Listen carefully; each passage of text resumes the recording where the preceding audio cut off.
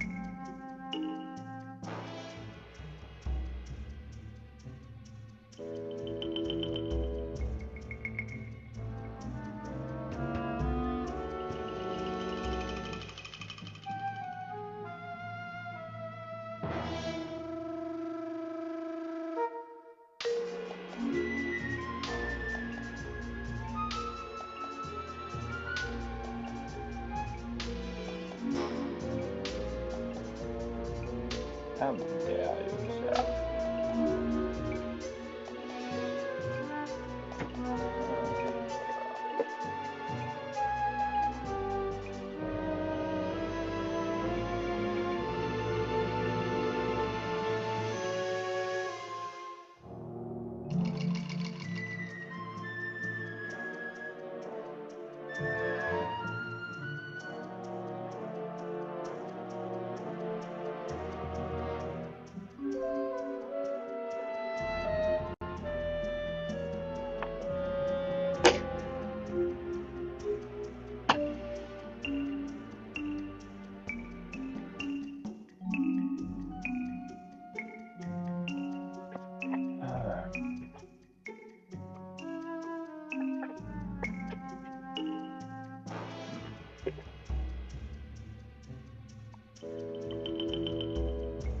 Make sure everything's working here.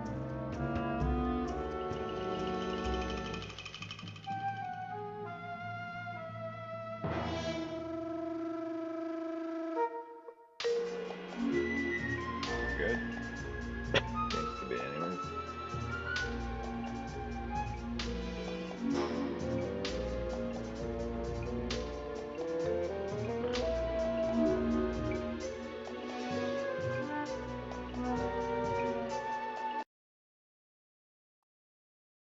All right. 3, 2, 1, mark. Seems like we have a surplus of people like that these days. Not exactly stoicism has been lost on this generation. Glory, I sound old. All right, let's do it again. All right, 3, 2, 1, mark. All right, morning. Question for you guys. Why is it that people who are incapable of controlling themselves seem so utterly contemptible?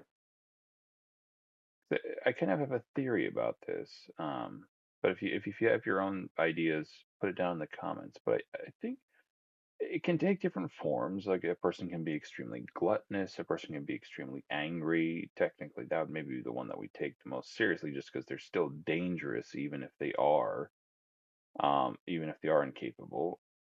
But it can take different forms where a person is just, generally speaking, incapable of controlling their emotions and or instincts. And somehow I think that almost more than anything else makes a person very hard to respect. And admittedly, it's kind of a broad category. But I think it has to do with the perceived maybe degradation of the individual involved, where people who lack self-control have almost lowered themselves to the level of like beasts, if you will, right? They've degraded themselves to the point where they're almost no longer, we almost don't perceive them as being human. Not that they aren't, the record, not that I'm saying they aren't human, but they still have that potential and they still should be treated as humans. But, well, I mean, ostensibly, they should be treated as humans. And you should strive for that, and other people strive to cultivate that in other people. But yeah, that characteristic, it is highly, it degrades our idea of people, I think, and makes them very, very hard to respect, I think. That's my theory, anyways. If you guys have your own ideas, put them down in the comments or something. All right, moving on. We have some videos to review.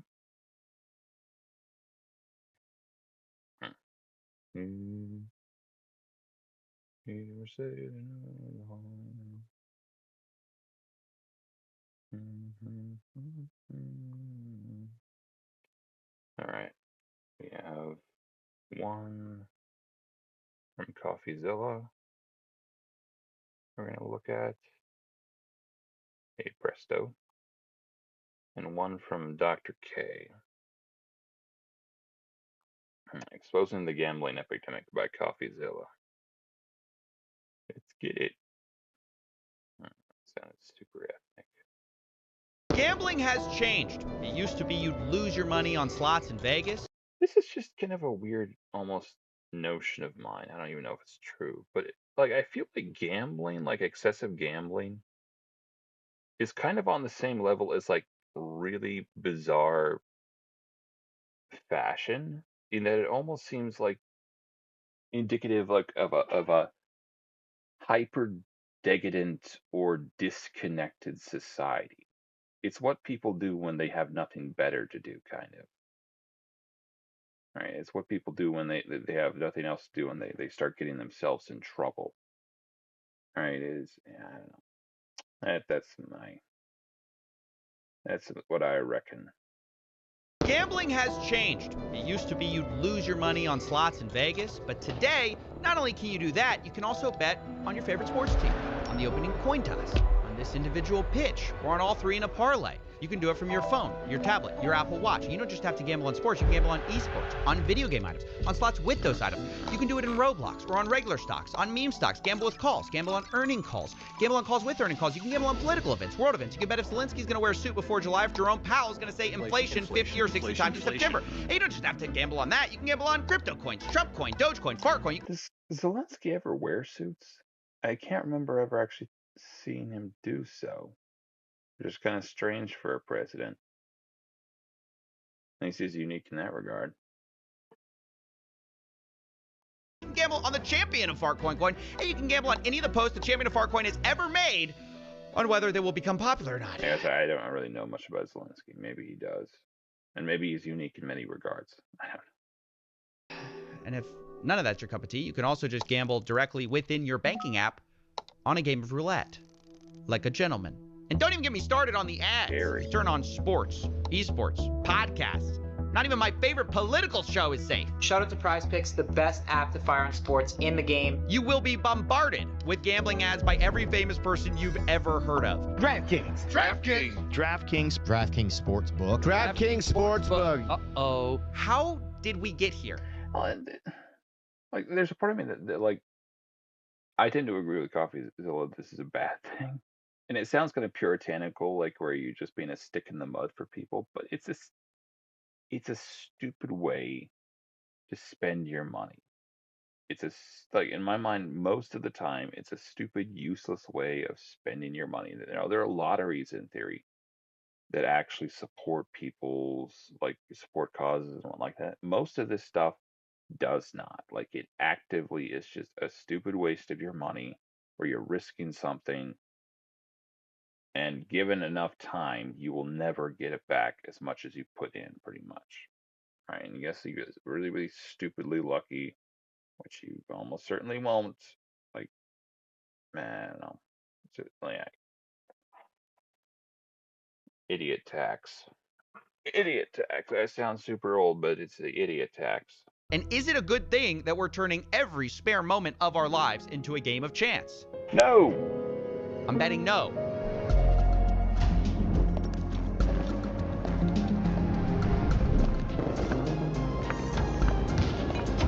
No.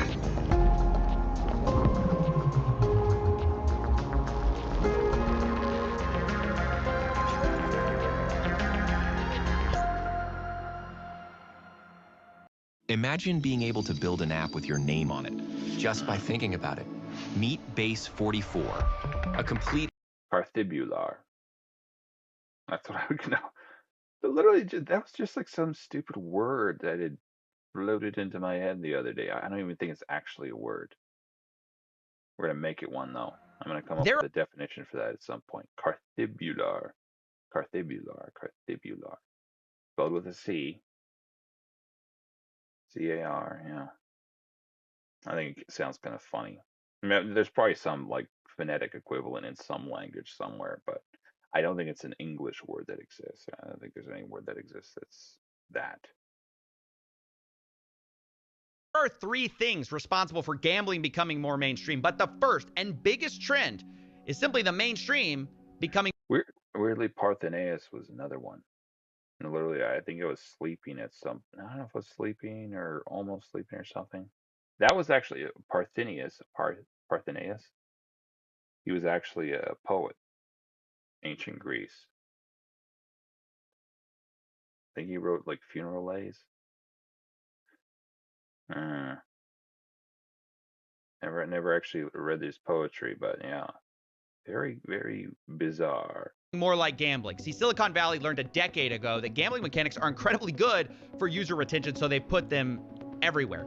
Let's say you're shopping online. Well, now you can spin a wheel to unlock prizes. Or if you're playing video games, you can open a loot box, get some randomized items. You can even use those items as virtual. All right, moving up the doomsday timeline. We're all doomed. Let's just end it all now.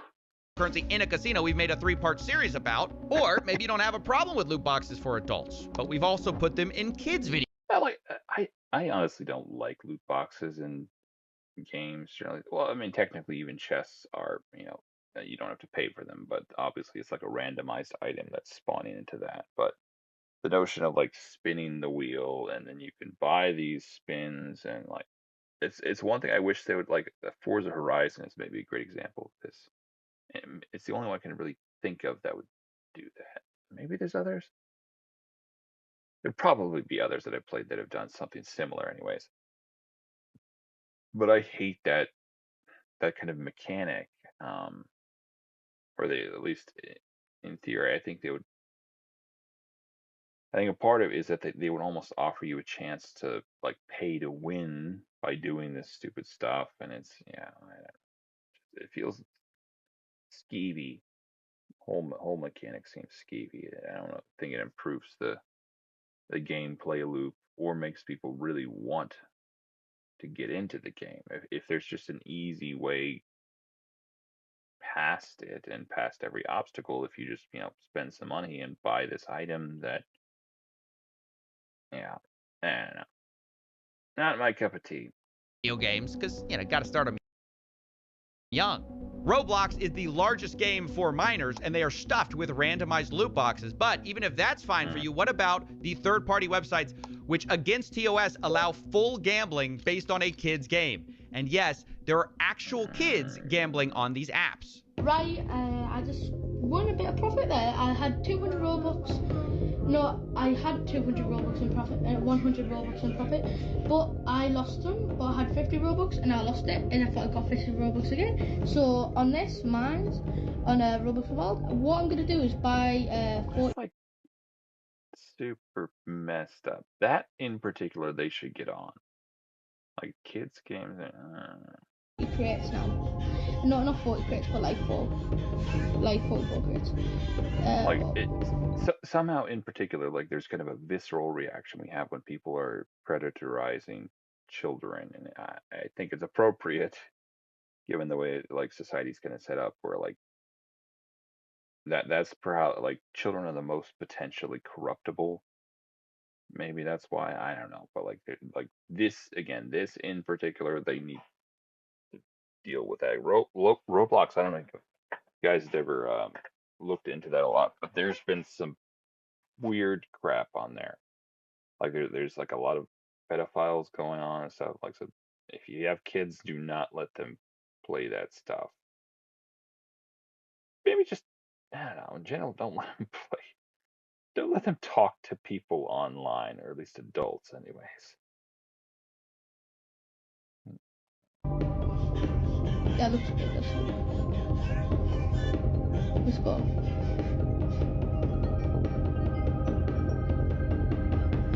Let's go. We're in profit.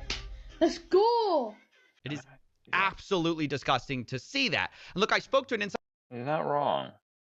Who worked on this website, Roblox Wild, before it got shut down. He shared data which claimed they made $5,000 a day, or roughly $2 million a year.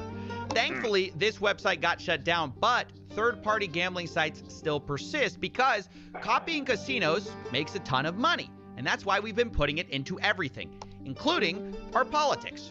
Prediction markets are the answer to the question of what if we could YOLO on election results and world events. The biggest websites are Polymarket and Kalshi, which have exploded in popularity during the American election cycle. I have been seeing, I think I've been seeing like advertisements for Kalshi over the place.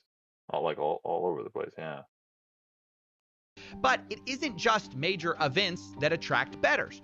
I was recently asked to investigate whether this was a suit that Zelensky was wearing.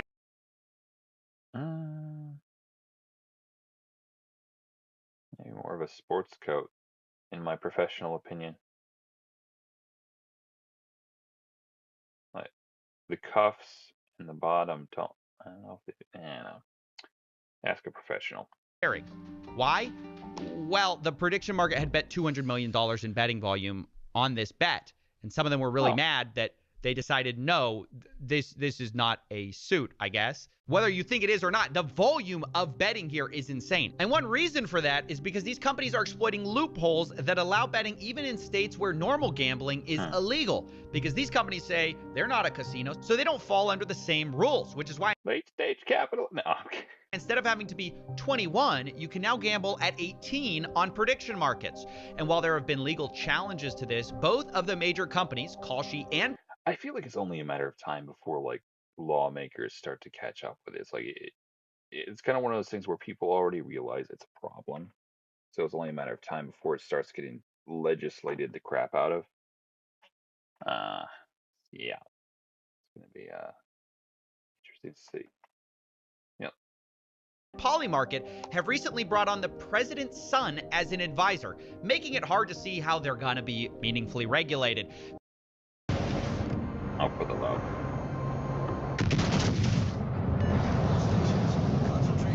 Sorry, just double checking to make sure the audio on. Meanwhile, all the major betting apps are busy launching their own prediction market copycats to get around the same weak rule. For the record, that was kind of a cool game, if I remember. Well, I didn't even play that one, but I'm just like looking at the gameplay footage there.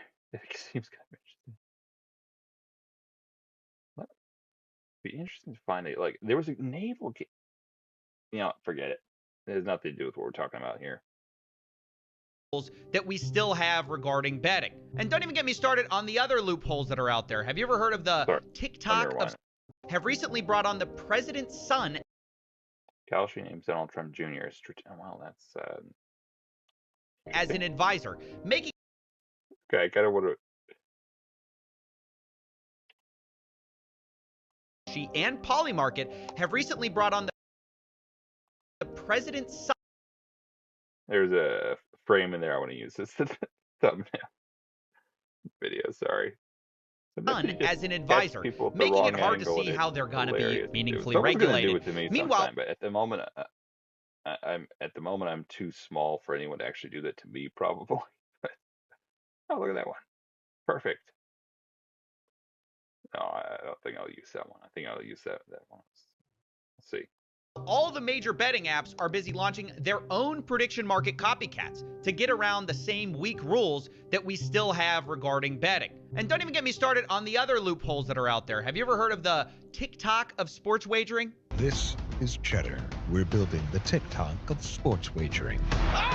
Legal in 20 more states than DraftKings. Accessible for 18 to 21-year-olds. Live, in-game, micro bet. Well, that's a weird way of saying it. Accessible by 18 to 21-year-olds. Would you just say accessible for people from 18 and up? Because obviously it's not illegal for people over that age. Well, that's just a weird way of wording it. Betting. Swipe to predict every moment of every play. I'm going to stop you right there. If you missed it, Cheddar is a new startup trying to combine DraftKings, TikTok, and Tinder features into one app. And one of the things they brag about is they're allowing 18 to 21-year-olds as a competitive edge. Guys, can you believe the untapped market of teenagers for gambling? Now, to be fair, Cheddar has not launched yet. Admittedly, it's not a bad idea. Teenagers are idiots. Well, mostly until they solidify some of their characteristics, they tend to be pretty idiotic. But this is obviously the future we're heading towards, turning everything into a maximally addictive gambling product. It's sports wagering with the pace of a slot machine. Yeah. Isn't that the most dystopian thing you've ever heard? We're trying to turn sports betting into slot machines. I mean, the funny thing is this whole product is built around yet another loophole called a sweepstakes casino, and that's how they get around the 21-year-old age requirement. Here's how it basically works. Sweepstakes casinos claim that you don't actually need to purchase anything to play, so it's kind of not gambling. In fact, you can get free coins to access their games, but they also have a second currency which you can buy. Well, not buy. You get it for free when you buy the worthless coins. For example, their website says if you buy 100 Cheddar coins, you get 5 bonus Cheddar cash. And that's usually what you can gamble with and redeem for real money. This is actually how Stake US. It's a clever workaround, but man, it's some nasty stuff. Works. If you didn't know, Stake International is one of the world's largest casinos, but they aren't allowed here in the United States. So they have an American arm, which is a sweepstakes based America stakes casino, which has gold coins and stake cash. One Redditor explains how the loophole really works. Quote, one stake cash is 1 USD. They only use gold coins because they need to say that you aren't gambling with real money to stay open in the US. Except, of course, you are actually gambling with real money. They just have a virtual currency workaround, which basically everyone has figured out. Some casinos are just kind of more honest about it than others. Cheddar's basically saying the quiet part out loud. They're going after 18 to 21-year-olds with TikTok, Tinder, sports betting at the pace of slots. And by the way, people are at least they're honest. There's that.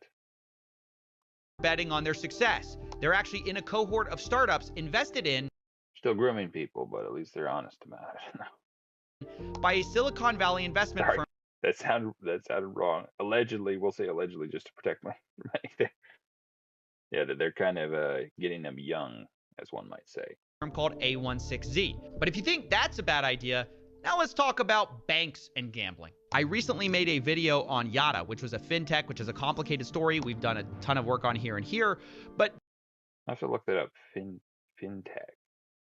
Basically, the original pitch was a no-lose lottery, which gamified savings. Lots of YouTubers worked with them, and they acted like a bank, at least at first, until they switched their new business model to be about allowing you to gamble inside the app and lose money, essentially becoming a casino within what is essentially a bank account. Now, I should actually note that it feels like anyone who would want a savings account, how does that even work as a business model? Yada recently shut down the banking side and have fully focused on the sweepstakes casino part. I guess it's a more profitable business, but it's a sign of the times that everyone is moving their app more towards gambling, and finance is going the same way. On August 19, 2025, the investing app Robinhood announced they are bringing sports betting prediction markets to their app. In the announcement, the vice president of Robinhood claimed sports betting was a, quote, no-brainer, as we aim to make Robinhood a one-stop shop for all your investing and trading needs. AKA, we noticed people were You can make money and lose money simultaneously. leaving to other apps. We don't like that. We'd like you to never leave our app. Now, ironically, the very next day, FanDuel, a sports betting app, announced they were bringing stock market betting Sounds weirdly sinister. Welcome to Robinhood. You're never leaving. to their customers. But I will ask you about what some call the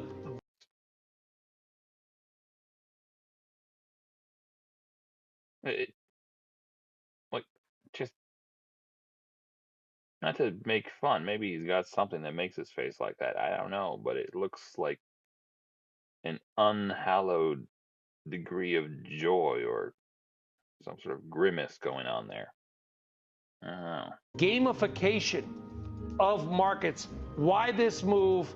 Why FanDuel? Why now? For us to have a partner like FanDuel and be able to have 14 million accounts on day one, I'm not becoming a casino, contrary to popular opinion. I didn't buy a casino. These are markets that will be offered to the general public, and we think is massively exciting what it could do. And you couldn't have a more perfect image of how finance is embracing the casinos and vice versa. Actually, correction, you can have a more perfect image because after I wrote this, the New York Stock Exchange's owner invested $2 billion into Polymarket. So actually, this is the perfect image of where we are. And a result is a lot of young people now see the stock market as kind of more like a betting market. The most popular group.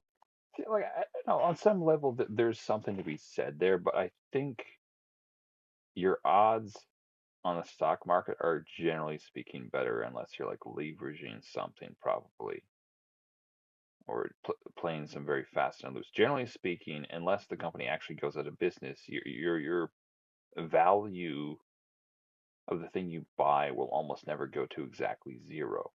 And at least in stock markets, again, like with some lotteries that they help charities, with stock markets you're putting money in to the economy that's helping some company be financed or something like that, right? The whole notion with gambling is that it provides almost no value. You're playing the odds for no commensurate, like, it's not useful really. There's a part of me like you could ask yourself, like, what sort of job would you be happy with? And if you could get a job that would make you a ton of money but was completely useless, like defending some pervert, like as a lawyer, like, would you still take it? Would you still want to take it? It's like, in my mind, kind of gambling is the same thing. Even if you're really good at poker or something like that, like, really, why? Why would you not want to do something that maybe makes you less but is at least useful to society? And I don't know. Guess maybe they're people like the making money part. They'll make the money and then they'll do the right thing. Then they'll help people. I don't know. Yeah, crazy world, crazy times. On Reddit is Personal Finance with about 21 million followers. In second place, Wall Street Bets, where gambling on the stock market is embraced and celebrated. It grew the most during the meme stock craze of 2020, which shifted how some people thought about investing. Instead of being driven by earnings, prices, or fundamentals, people gambled on memes, attention, and vibes. People are chasing bigger returns and taking on bigger risks to do so. Blame Elon Musk. I just remember Dogecoin was a whole thing where he would tweet about Dogecoin and it would react very like very connectedly, not concurrent, connected to his ideas about it, I think. And there's a lot of that going on at one point, I think. Measure of this is the amount of debt people are taking out to invest. Margin debt is at an all-time high of $1 trillion, which even on an inflation-adjusted basis is near all-time highs and up 5x over the last few decades. Not only I'm assuming that's a type of investment. that, the rapid growth of zero-day options by retail traders is also a telltale sign. It's grown 5x in volume over 5 years, showing that people are trying to gamble more. Zero-day options are the stock trader equivalent of red or black at the casino. Fast action, massive wins or losses on a single day. But if the stock market is America's casino, then meme coins are basically the back alley bookie who will break your legs. Bigger price swings, faster action. Meme coins are even more degenerate than meme stocks and pump and dump usually within a single day. Among the people who trade these, So meme coin would be a subset of cryptocurrency, right? Pump.fun is the leading destination as the one-click launchpad. Anyone can make a meme coin in seconds, and there is no value in it other than the expectation that someone might be more foolish than you and buy at a higher price than you did. And of course, it's one of those things where it feels like when you start to focus on form over function, stuff almost always goes wrong. Like it's easy to argue with form, it's hard to argue with function. Like the notion of like it is the notion of form, the idea of a thing or whatever, like if it lacks substance, forget it. That makes no sense. Forget about it. Of course, Pump.fun is happy to take a cut and make most of the money. No, I think that the notion, like, I don't know, where the thing lacks any sort of substantive value in and of itself, I feel like it's always dangerous messing with that sort of thing in investment.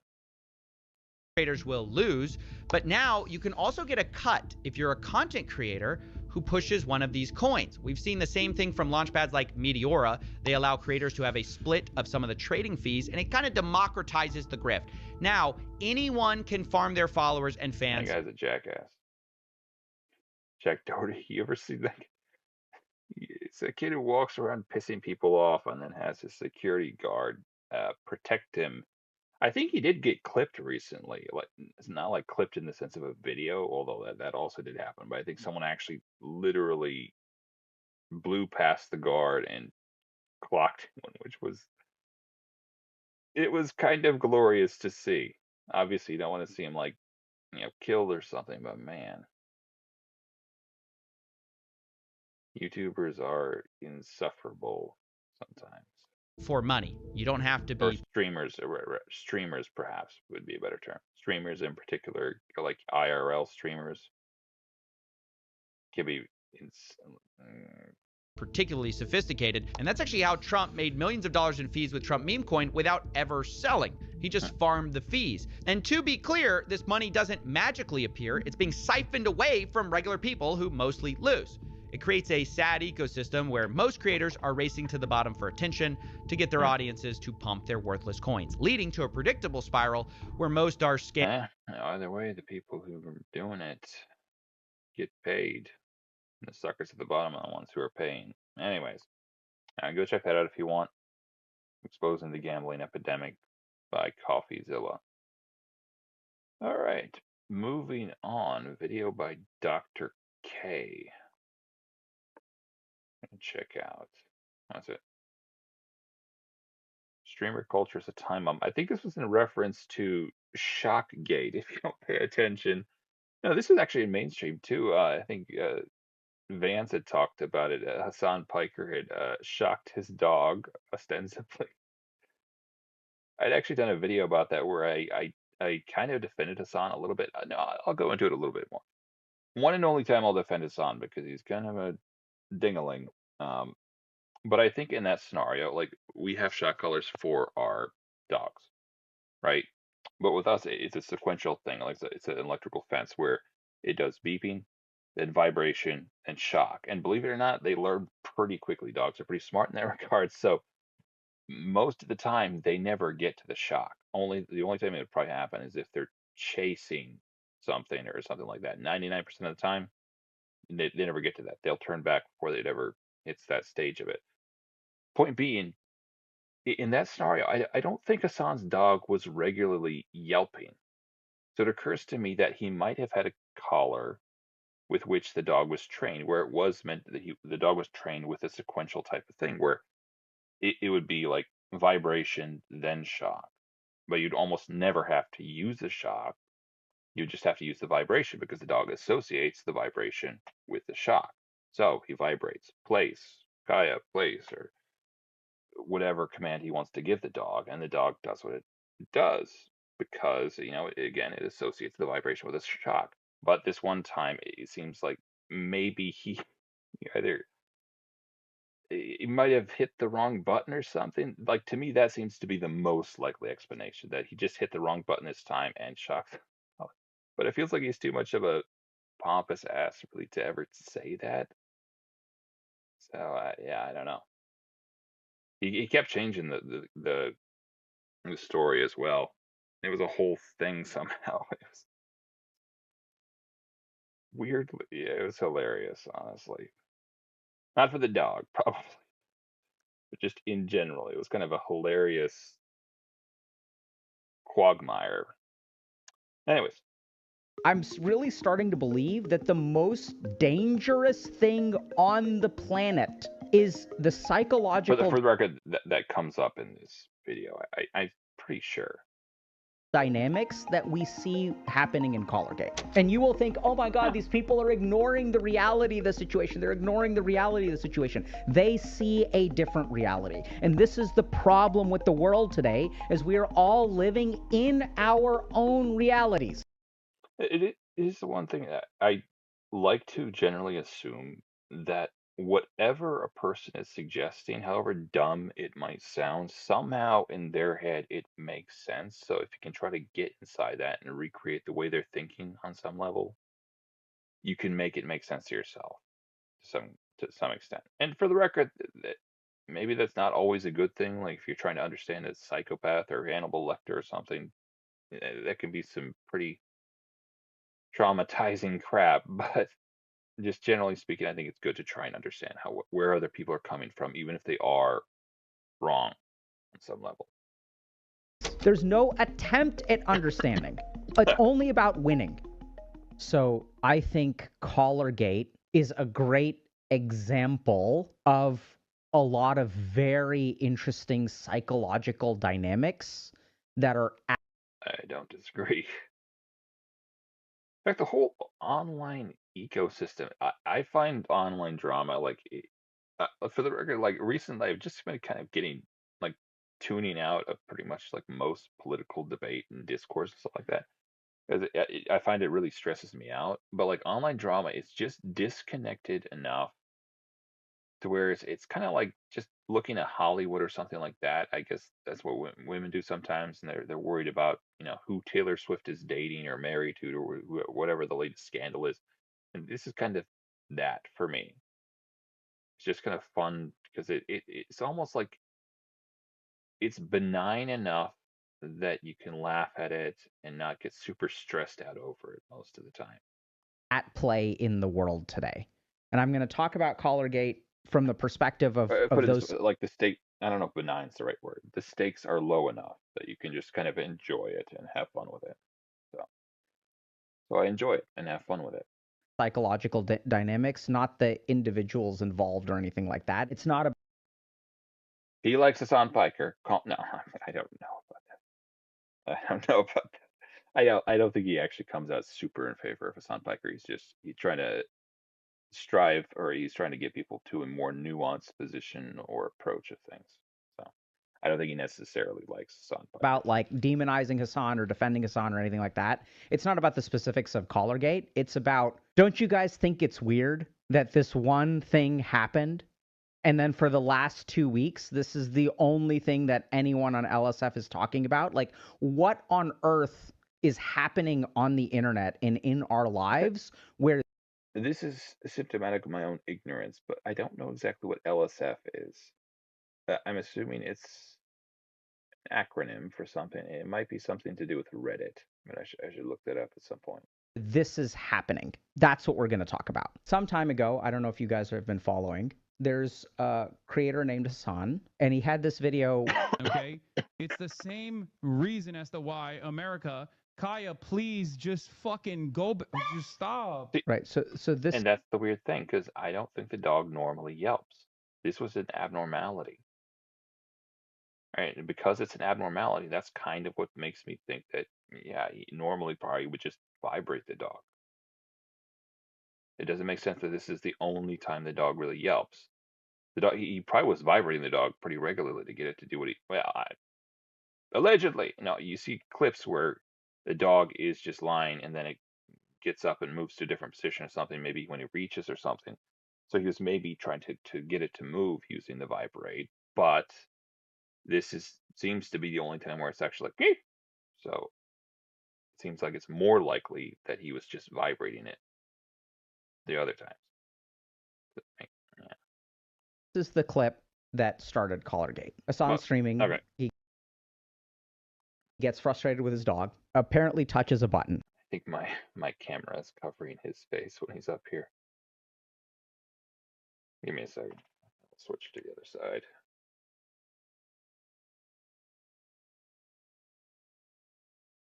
All right. Sorry about that. We're back.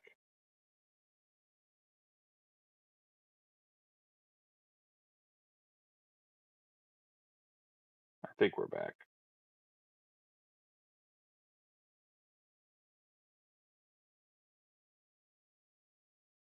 Huh?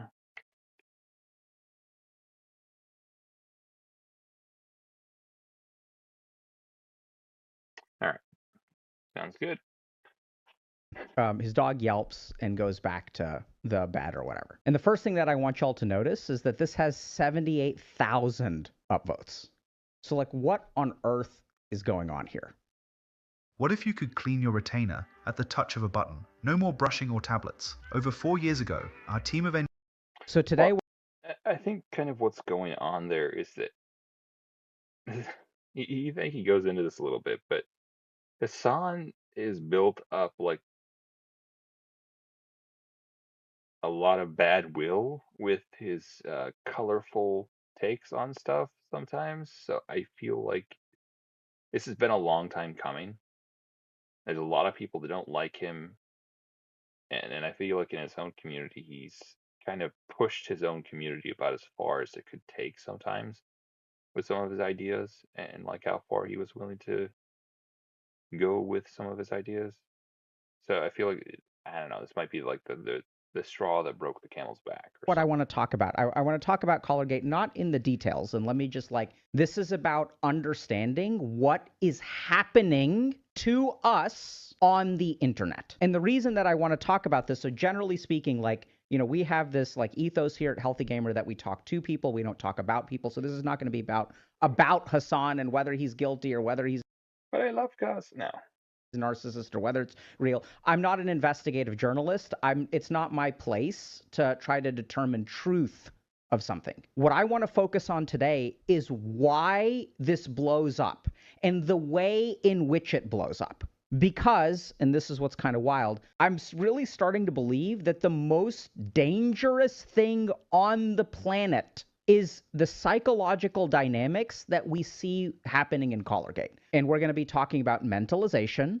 We're going to be talking about online radicalization. And we're going to be talking about a host. It is really interesting to see,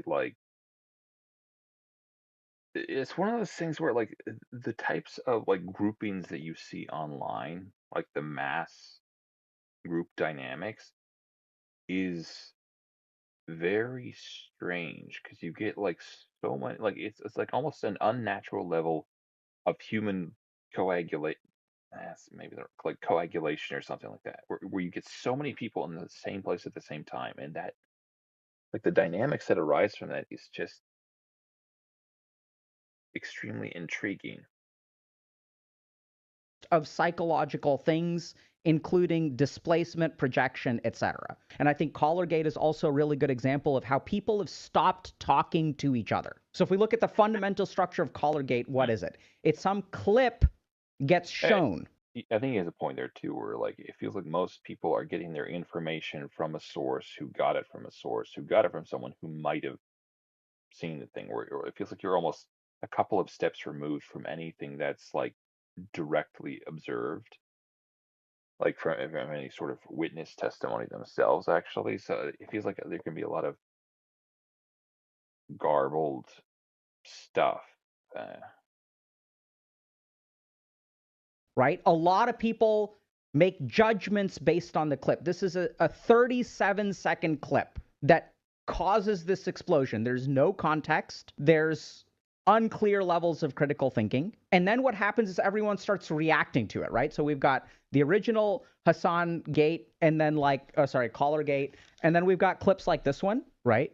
So then we have people analyzing this, people like XQC. Trained with that and of zapping.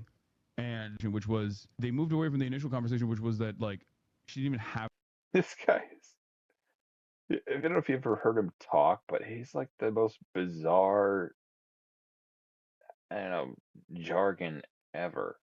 Like he mutilates the English language. I think he's French Canadian or something. He's popular, but man, oh man. Give me a second. I'll be back.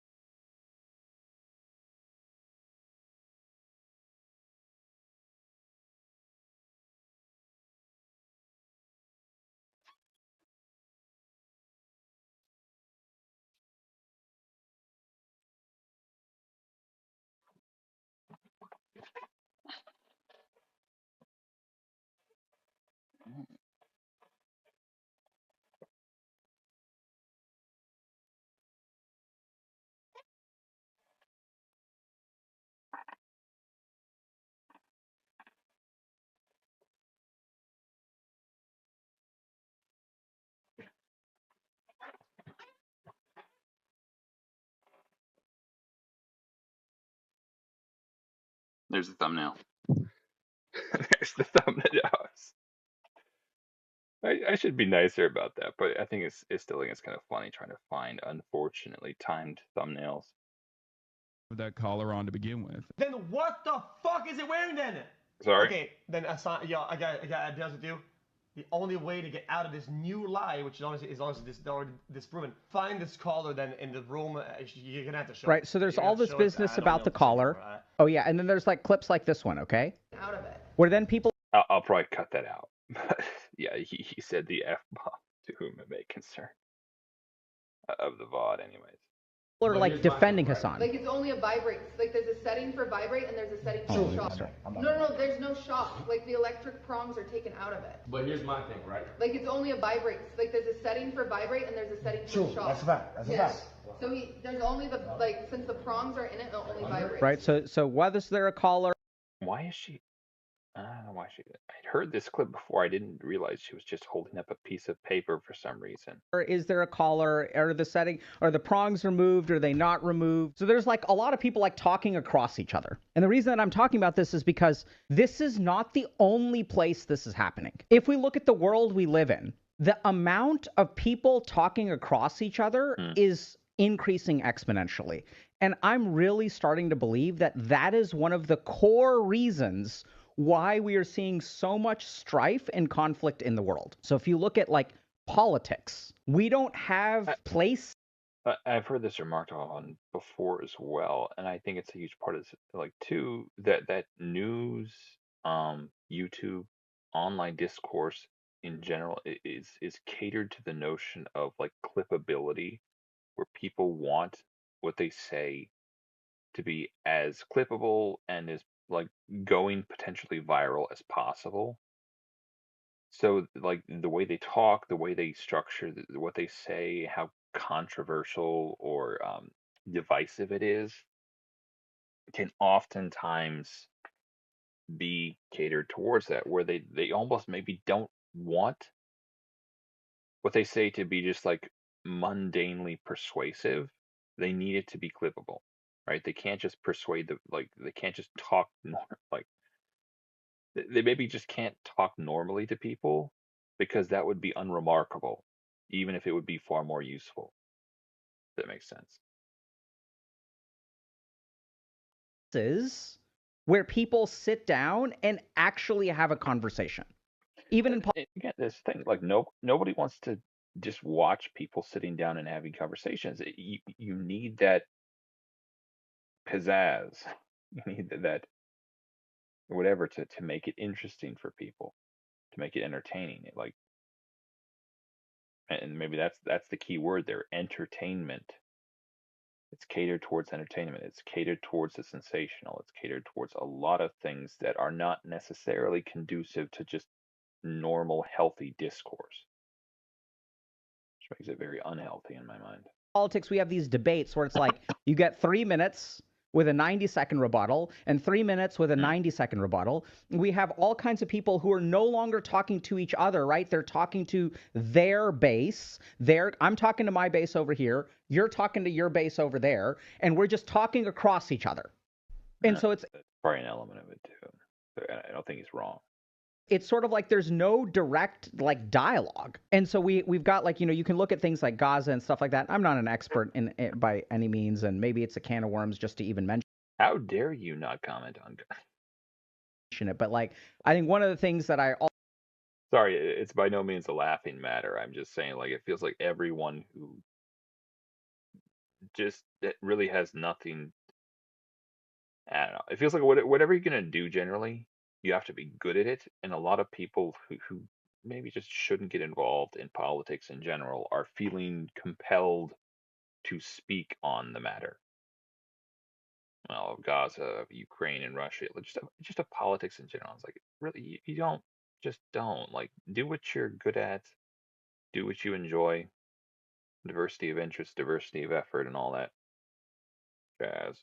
Also saw with like this whole Ethan Klein Hassan thing, right? Is like, they fucking make videos about each other. I don't know if they just don't sit down and have a conversation. Maybe they did. Dr. K, he was astonished, man. And we'll talk about For the record, I don't think he drops them that often, but ignorance in a second. So I'm really ignorant. There's another huge problem. No one says I don't know anymore, right? Like no one's like, I'm not sure what happened. So when we see clips on the internet, these clips activate our emotions. And when our emotions get activated, whatever thoughts. Logical thinking goes out the window. No. Yeah, here's the thing. Actually, I do want to actually comment on. It sounds like he's about to say something extremely Indian here, for the record. But there's a thing about emotions that I do want to comment on. That it feels like people say that like almost emotional arguments aren't valid somehow, which I don't think is necessarily true. But I do think that emotions are things that they're best, like emotional arguments are best served as like a side dish to something else. Like we are emotional beings, but it's best to couple emotional arguments with something like a logical argument or a moral argument or something that's maybe more reliable and less flighty as a part of the human experience than just emotions, because emotions they tend to be kind of fickle, right? Get produced by our brain, we believe are true, right? So I want to show y'all something, because this is actually super scary. So then we've got these kind of memes of like Hassan being fucking Raiden and like shocking Ludwig, and Hassan, this is Cutie holding this, but there's one of like, Hassan like having Ludwig on a leash and things like that. So I want y'all to think for a moment, and I'm curious what y'all think. When you see a meme like this, what do you think happens in your brain? What do you think is the effect of this in your brain from a neuroscience standpoint? Okay, this is not like, do you guys like it or not? I mean, I guess, like, generally speaking, the notion of humor in this regard would be, like, to get one not to say, take the individual or the situation seriously, I guess. In this case, Ludwig and or Hassan, you would tend not to maybe take them as seriously, or I think it would maybe be along the lines of trying to discredit. Like, it discredits them in your mind as credible people or sources of information, maybe. This is like what is happening in your brain. Okay, so this is what's really scary, right? Everyone's like, lol, fair enough. Well, I enjoy a good meme. Here's the crazy thing. When you get emotionally engaged with something, either you start to believe it more or you believe it less. There's no in between. So like when people see these kinds of memes, it literally shapes your thinking. Hey y'all, if you're interested in applying some of the principles that we share to actually create change in your life, check out Dr. K's Guide to Mental Health. And so we start by understanding what literally is meditation. How does experience shape us as human beings? How do we strengthen the mind itself as an organ? And so by understanding our mind, we understand a very, very simple tool, a crucial tool that we have to learn how to use if we want to build the life that we want to. So check out the link in the bio and start your journey today. There's just a ton of science behind this, that the more emotional we get, it doesn't matter what kind of emotion. Like, imagine for a moment that I'm like, hi, my name is blah, blah, blah, and I swear I didn't do anything and I'm innocent. And then if you listen to that person, right, like, you're like, oh yeah, I don't know if I believe that person. A really great example of this is like Johnny Depp in his Amber Heard trial. If you guys watch clips of Johnny Depp, you know, he's like hilarious on the stand. And if you think about the psychological, it does feel like that would very much bias the judgment in favor of or against. Like the nature, it's stupid that it's such a style over substance type of thing. Like logically, you would know that, but you can't help but like the messenger does affect the message to a very large degree. Impact that has on your brain. If someone is funny and entertaining, you are. There was one thing I would love, honestly. This guy does some like reviews of goodness characters, like kind of psychological analysis of characters in shows. I thought it would be hilarious sometime if he studied the characters of like Always Sunny in Havana. Like I watched that a little bit, and the characters in that are like the most interestingly twisted individuals in my mind. And I think it's just because like the people who make it are obviously they're writing the characters that way. But man, it is there's some crazy people. Like I feel like that would be a very interesting like character diagnosis if you want to ever take that up. So Dr. K, if you're watching this, Always Sunny in Philadelphia, man, check it out. More likely to believe that. Diagnose those creeps. That's like a fact, yo. Like a fact. So more likely to that has on your brain on the stand. And if you think about the psychological impact that has on your brain, if someone is funny and entertaining, you are more likely to believe them. That's like a fact, yo. Like a fact. There would probably be an element that certain mental states would be more open or would exercise different standards of evidence almost. And I was actually going to talk about this earlier. Like, there would have been a time in my life where I would have thought you should have one standard of evidence for everything. And I don't know if I would necessarily agree with that anymore. I don't think it's particularly incongruous that we have different standards of evidence for different scenarios. Obviously, on a scientific level, the accuracy required, you better have a really high standard of evidence so as to attain a very high standard of accuracy, right? In court cases, given that you're dealing with very permanent consequences, high standard of evidence. But if there's a person who is my friend and who's proven themselves to be reliable on multiple occasions, you tend to just trust them to a very high degree, and if they say it, that's pretty much good enough, right? And I don't think that's necessarily incongruous or bad to have that. If there's a person who lies to you reliably and they're a pathological liar, you might even, with regards to them, say to you, I like whatever you say, I don't know if I can believe any of it, no matter what you bring. I'm gonna have to independently verify this, like something completely independent of you, because you are who you are. And you certainly, I don't think the notion of I don't think you should be arbitrary or hypocritical about the way you apply a standard of evidence or how you choose your standard of evidence, but also I don't think it's necessarily wrong to have different standards of evidence for different scenarios and different people, if that makes sense. Anyways.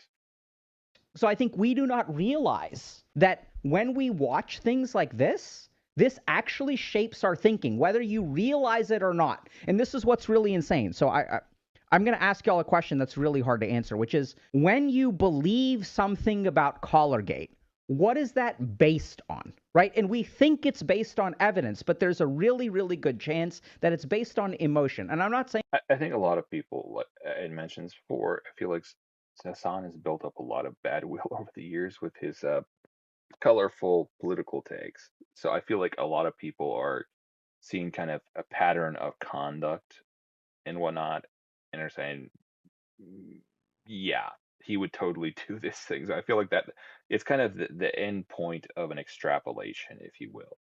for a lot of people. Like they're saying like, oh, he did this and he talks about people this way and he laughs at such and such. So yeah, he would totally do that.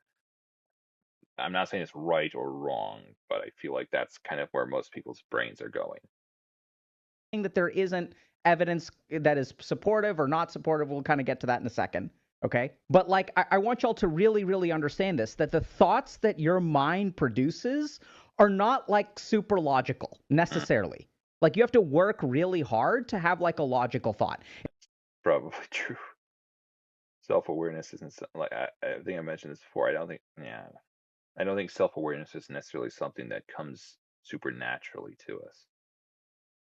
And this is what we see on the internet. We know there are tons of studies on online radicalization. The more time you spend in a particular bubble, the more your thoughts will be shaped in that bubble. I've had patients, it's fucking terrifying.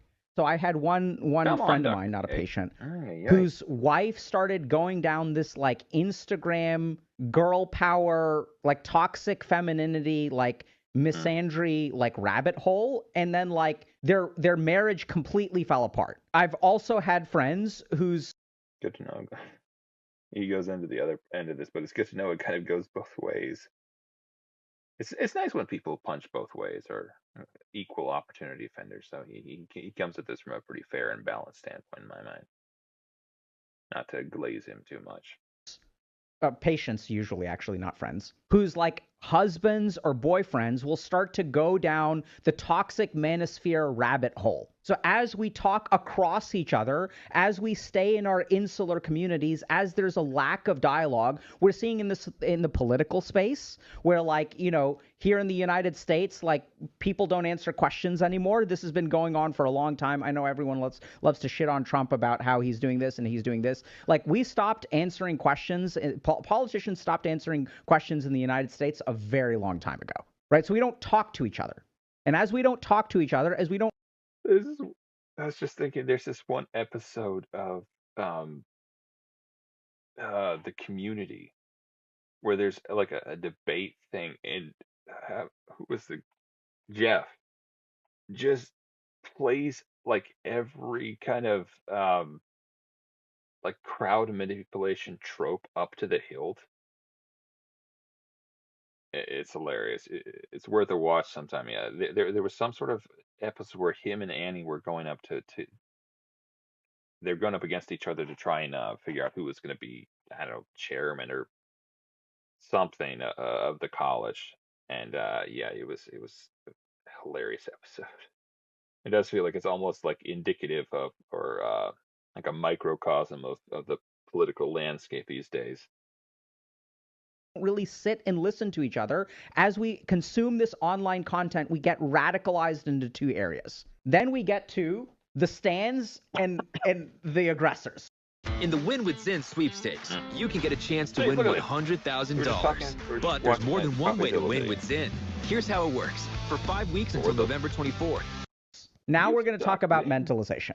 Okay, so this is going to be really challenging. Okay, it's going to be so fucking simple, but it's going to be really challenging. Now, here's the interesting thing. When I make this video, at the end of this video, there's a really, really, really good chance, actually not even at the end, already there's a good chance that if you're a pro-Hasan person, you dislike what I'm saying. If you're an anti-Hasan person, you dislike what I'm saying. By the end of this video, there's a...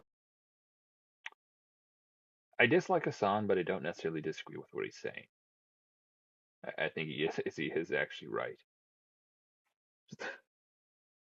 Watch out for the notepads. Sorry, I was just really, really good chance that people on both sides of the conflict will really, really dislike me. Okay? And we're going to understand why right here and right now. Let's say you're Hasan. And let's say for a moment that you are not abusive to your dog. Let's just assume this for a moment. Okay? So Hasan loves Kaya, which is not... I was just thinking, is there any like examples of him like patently abusing his dogs? There's two clips that were floating around. One of them was where he was sticking a dog into a kennel with another dog to kind of have them fight, which, you know, I don't think anything was ever going to really happen. It's kind of, you know, it's a dog kind of kerfuffle, if you will. But a lot of people saw that and they were like, yeah, this guy's bad. He's pitting his dogs against one another, whatever. So there was that one. And then there was another one that's maybe a little bit more serious, where he literally just pulled the tail of a dog, which is technically something you're not supposed to do. So there could be like two scenarios where, like, independently of any other point on the graph, like those two scenarios would get people to believe that, yeah, Hasan would absolutely shock his dog. Mutually exclusive with abuse, by the way, which we can talk about if y'all want to, but is kind, does not use shock collar. Let's just assume for a moment. Now, the first thing that I want y'all to do is notice your reaction to this. So here's what I've learned. Here at Healthy Gamer, we've worked with over 500 creators.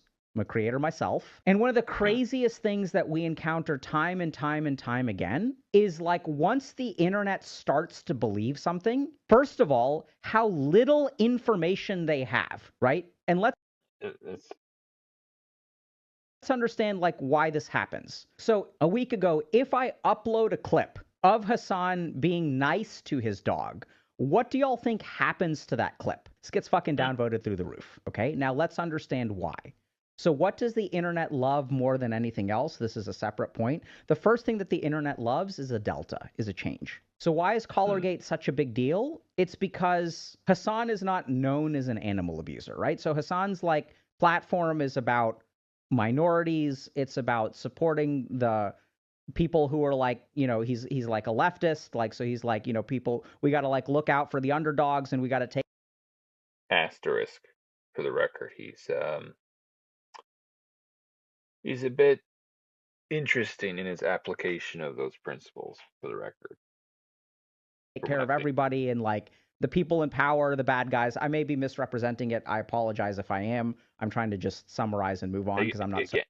Ostensibly, he's correct, but maybe not always in practice. So interested in the platform. But what the internet loves more than anything else is a delta. So anytime you have someone who's perceived as good, who does something bad, the internet is going to love it. And anytime you have someone who's bad, who does something good, the internet is going to pay attention, right? And that's just the way that our brain works. We like novelty, and any kind of change is important. So I'm going to show y'all a paper real quick. The effective adaptation on differential brightness discrimination. This paper is great. It's from 1938, y'all. Journal of Physiology, like back when there was just a Journal of Physiology. Not like cardiac physiology, not like kidney physiology. Like, basically, this paper talks about how human beings are more sensitive to changes. So, like, basically, this paper is looking at the eye, okay? And it basically says, like, look, when the eye is used to seeing darkness and it sees light, it, like, notices a lot more. So there's this really interesting principle in human beings where, like, basically if there's some kind of change, that's something we're really sensitive to. So if I'm in a relationship with someone and they suddenly stop responding to my texts, I'm going to be hypersensitive to that. If, like, there's a very, very loud room where, like, everyone's, like, laughing and, like, hanging out and whatever, and suddenly things go silent, I'm very sensitive to that. So human beings, our brains are wired to be sensitive to change, okay? But let's get back to this other Hasan thing. So here's it kind of makes sense if you think of it. Like, the notion is that the status quo is the status quo for a reason. It's the status quo because it's safe and stable. So the thing that intrudes itself against the status quo, the established norm, is quite often it's new and it's potentially perhaps dangerous. The sequence, okay? So let's assume for a moment that Hasan does not use a shock collar. He uses a vibrating collar, that he loves his dog, okay? That he treats his dog well. Let's assume that this is true. Now, he says his story is it's not a shock collar, it's a vibrating collar, it's part of her training, et cetera, et cetera, et cetera. Now, what happens is that there's two groups, one that believes this and one that disbelieves this. Now, once you form a judgment, this is the really scary thing. So then everyone gets upset about this clip and people form opinions. And then what happens, you know, there's this clip. Now we're in an interesting... I was just thinking that is at that point that the pitchforks and torches come out. Situation, because if you're close to Hasan and you know the guy... This is like a completely armchair coaching, but it feels like if I were in a situation like that, like generally speaking, I guess I don't know. Maybe like if it was something really bad, I would come out and say something. But it feels like, in general speaking, like the worst thing you could do is turn yourself over to the tender mercies of an online mob. The best thing you could do is just say, "Do you want? Okay, if I did something wrong, I'm gonna wait for the subpoena. I'm gonna wait for the court case. If I did something actually wrong, I'll wait for that. Otherwise, believe whatever you want to believe. Well, maybe not believe whatever you want to believe. Like, give at least some sort of basic defense, but don't worry about it as much as Hassan's worrying about it. Don't feed the don't feed the flames." And you know that, like, this is true, right? Like, I've seen Hassan. I'm not just basing things on a 37-second clip from the internet. I've known this guy for years. He's a friend of mine. I see the way that he treats Kaya. People like Ray showed up and they're like, this is the most loved dog in the world, right? And so they're saying things like this. So then what? Valkyrie, for the layman, for the uninitiated. She's a streamer as well, I think. Happens is like his friends, right? Like, she is a streamer as well. I shouldn't be so uncertain about that. And I think she came out in favor of Hassan.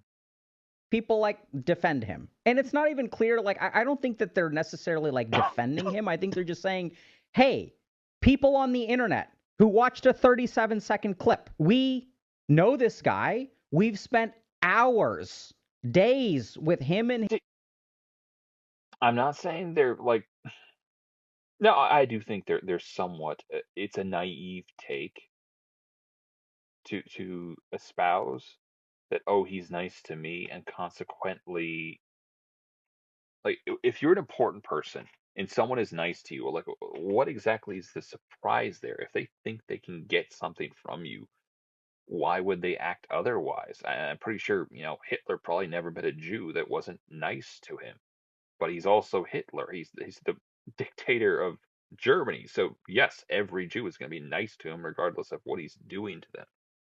Right? So with these streamers who know Hassan, they're in a relationship where Hassan can very much gain clout, and he has a lot to lose by mistreating them. So yes, he's going to behave a certain way in front of them.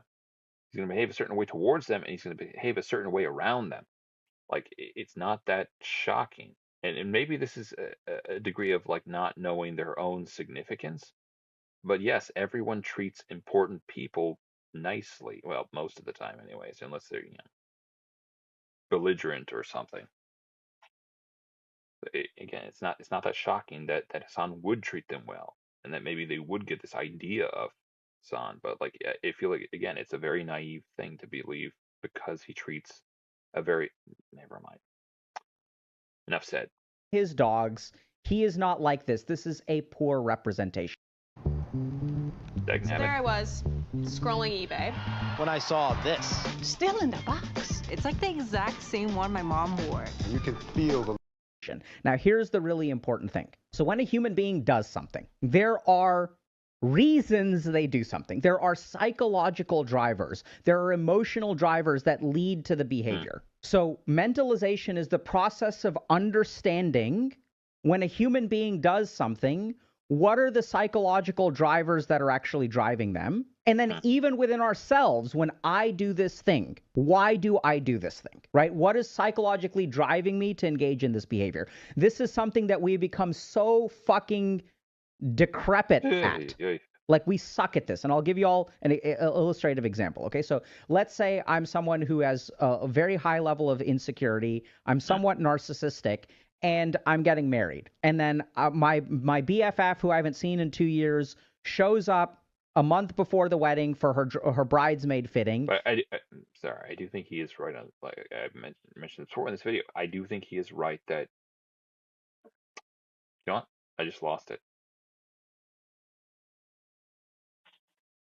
And I've noticed, oh crap, she has lost so much weight and she looks so great. And in the meantime, I've been in a steady relationship for the last 5 years. I've let myself go a little bit. A few years ago when we were in college, she used to be a little bit overweight and I was like a regular weight. And now she's really kind of gotten her shit together. And like, I've kind of let myself go and then I feel bad, right? Our positions have reversed. And so if I'm not careful, what I will do is I'll say, oh my God, she lost weight to make me look bad. And then I start coming up with all of these excuses for her to no longer be a bridesmaid.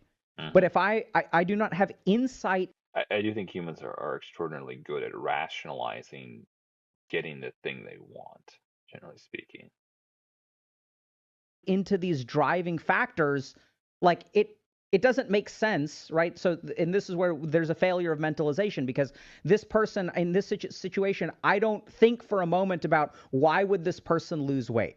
I don't consider that they have all kinds of reasons outside of what my mind automatically produces, that there are actions and then there are reasons for those actions. But my mind produces some hypothesis like, oh, she's trying to make me look bad, which, by the way, is She's definitely trying to make you look bad. Emotional, remember that, right? But there are all kinds of reasons why people could be doing this. And what I see in Collargate is a whole-scale failure of mentalization, okay? And we're going to explain that. I'm going to walk y'all. Well, it's something that is just interesting to even just... It's something that's a good thing to get into the habit of doing. For a second, just indulge the notion that maybe your opponent isn't as terrible as you think they are, and just try to come up with some ideas. Like, I think it would be a good mental exercise for people to get into. Just come up with a couple of reasons why a person might do what they do. Because, like I had mentioned this before, I tend to think that whatever a person does, whatever they're thinking, somehow it makes sense in their own minds. To them, somehow it makes sense. To them, somehow it's not stupid. So if you can try to recreate that on some level, to extrapolate or to recreate the way they're thinking on some level to the point where what they're doing makes sense, I think it can be a really healthy exercise sometimes. And again, like, you can be too empathetic towards people who are literally schizo in some way, or they're some criminally insane or something. But there's maybe a happy medium where you can try to understand people but not commiserate too much with them. Right. Wise as serpents, harmless as doves, or whatever the old saying is. Anyways, yeah, that's this video. Check it out. Drops the F-bomb a couple of times. Yeah, streaming culture is a time bomb. Yeah, check it out if you want to. By Dr. K. All right, lastly, we're going to check out a Egyptian goddess, Mesopotamian goddess. I was actually weird.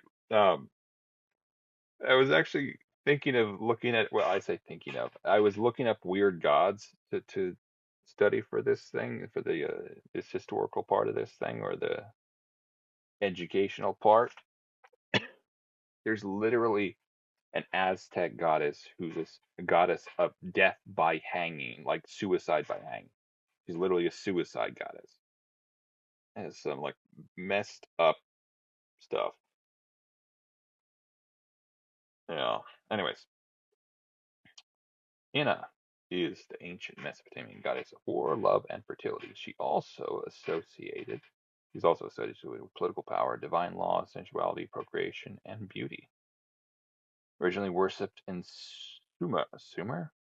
It's not Summer, it's Sumer, I think. It's the earliest known civilization located in the historical region of southern Mesopotamia, emerging during the Chalcolithic,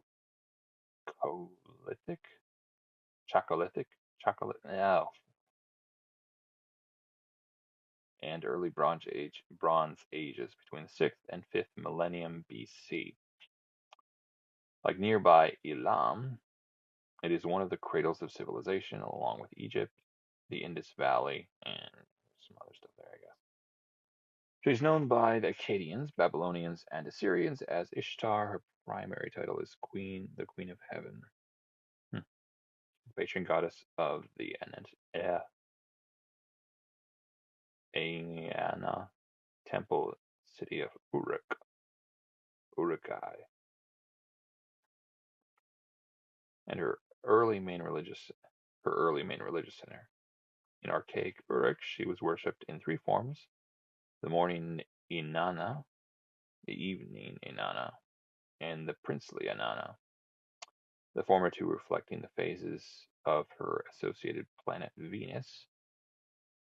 Her most prominent symbols include the lion and the 8-pointed star. Her husband is the goddess Dumuzid, later known as Tammuz, and her Sukkal attendant is the goddess Nishuber. Oh my goodness.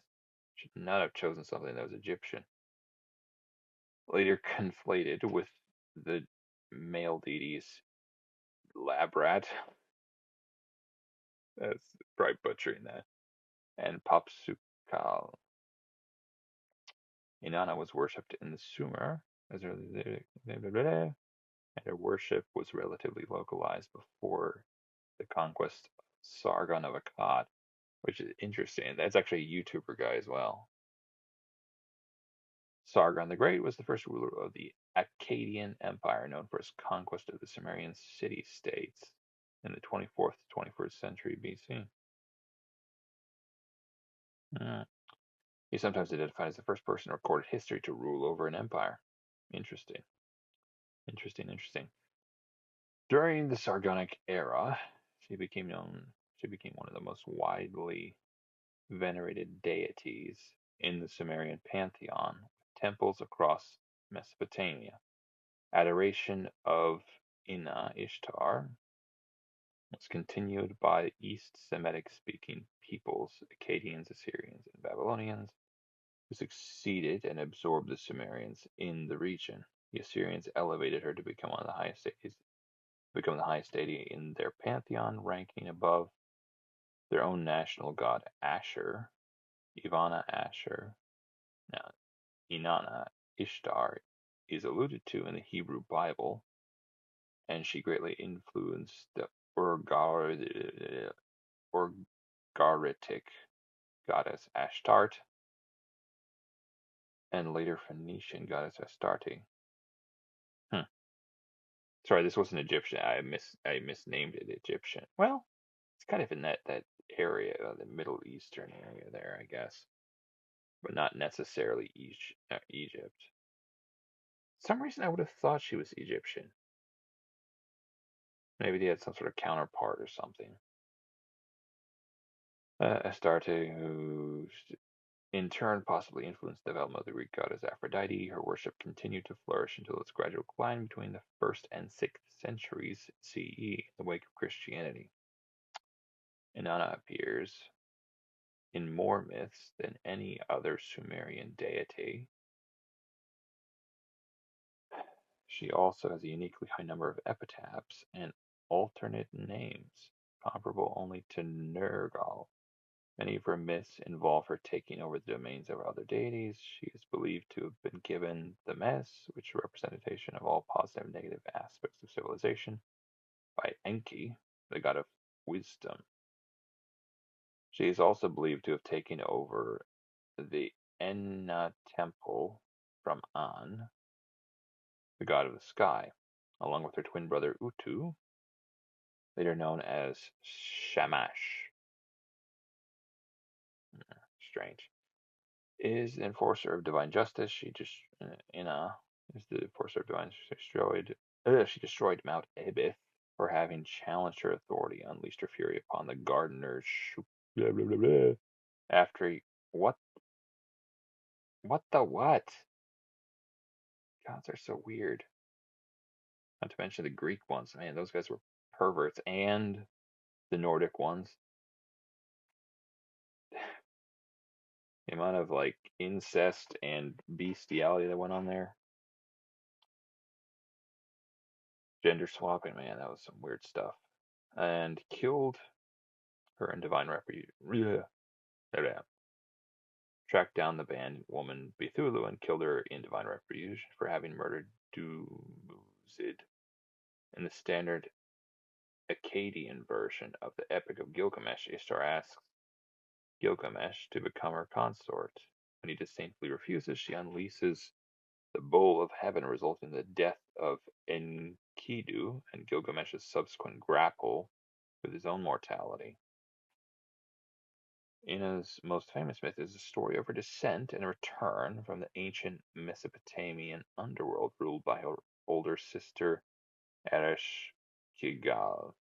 After she reaches Eresh-Kigal's throne and the 7 judges of the underworld demon. See, it feels like this is very Egyptian coded. I think there was maybe a reason I was thinking of it as Egyptian. Or Coptic or something, I don't know. 7 judges of the underworld deem her guilty and strike her dead. 3 days later, pleads with all the gods. 3 days later, Nishubur pleads with all the gods to bring Anna back. All of them refuse her except Enki, who sends the 2 sexless beings to rescue Anna. Who sends 2 sexless beings to escort Anna out of the underworld, but the Gala, the guardians of the underworld, drag her husband Dumzud down to the underworld as her replacement. Dumuzid is eventually permitted to return to heaven for half a year, while his sister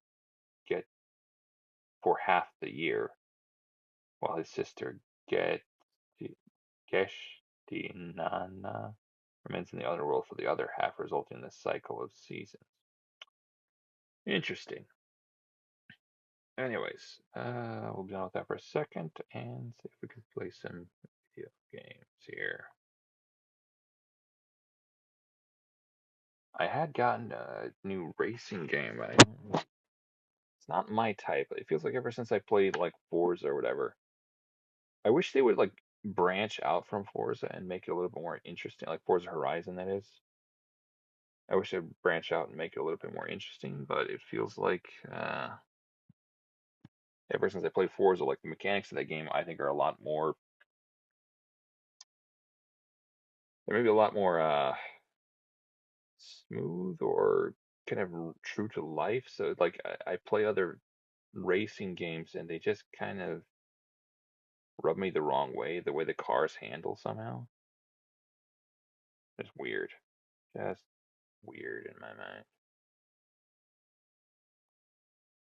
At Shane Company, we're all about you. Your style, your budget, and the dream engagement ring you can't stop.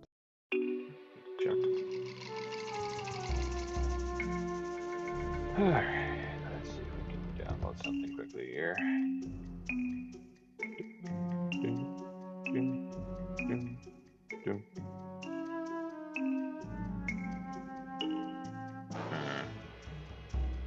Tower doing it again. Do a couple of scenarios in there. That's a fun one. I'll go run and grab some water.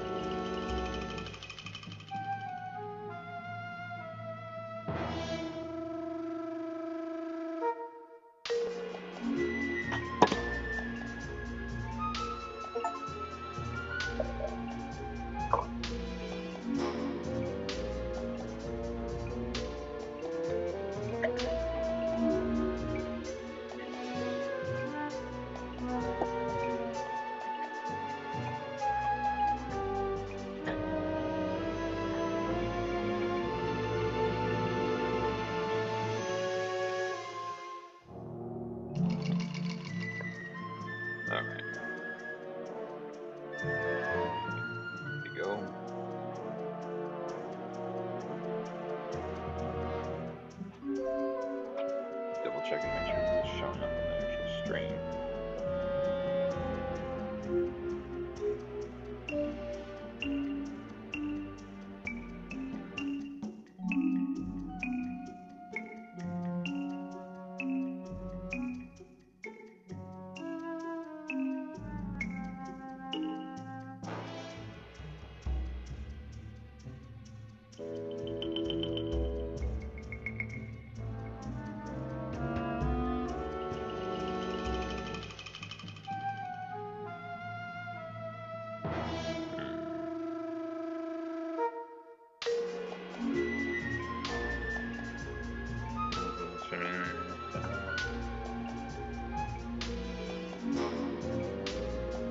There we go.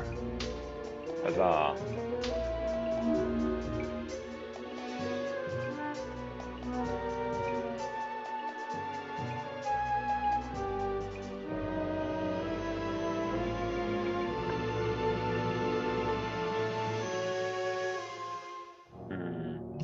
All buildings in downstream areas. One special Puma Puma. Position man by Agra.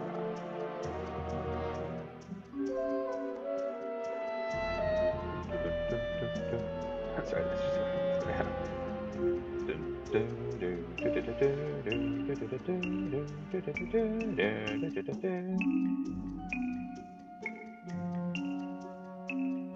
HQ 150. That's a very interesting one. I try that. Try that one. Alright.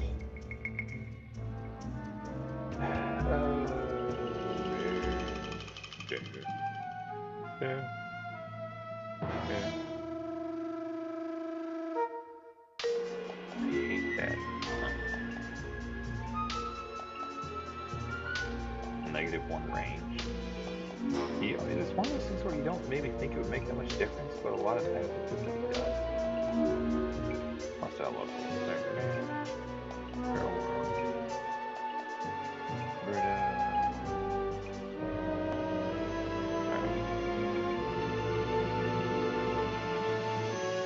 I want to make it dock. Oh, shoot. Okay, so I don't think. I'm wondering how that works. Alright.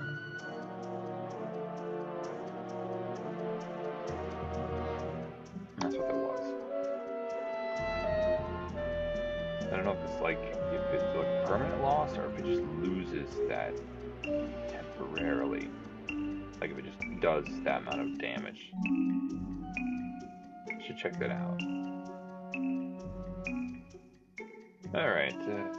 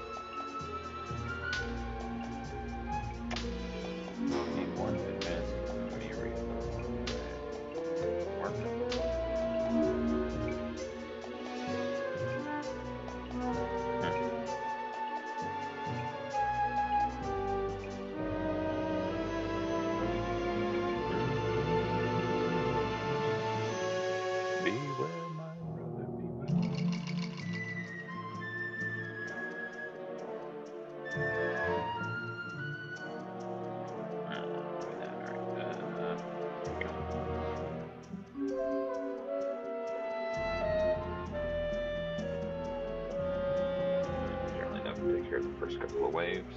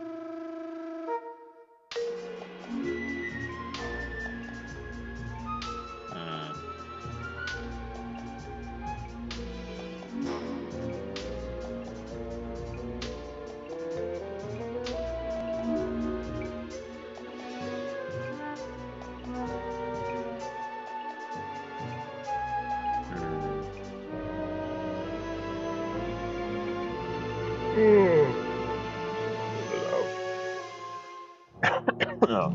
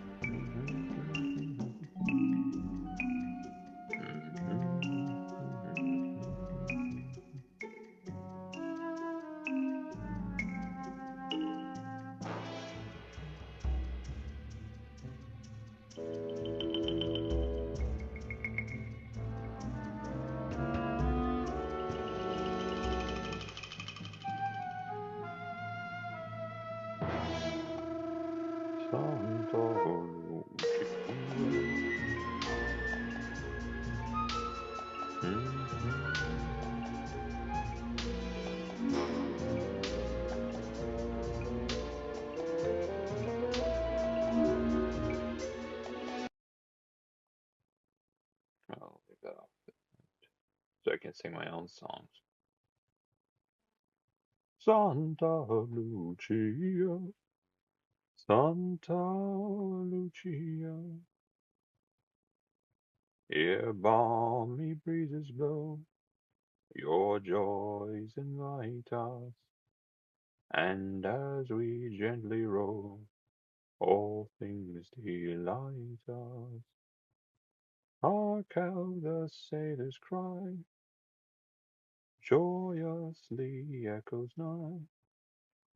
Santa Lucia, Santa Lucia.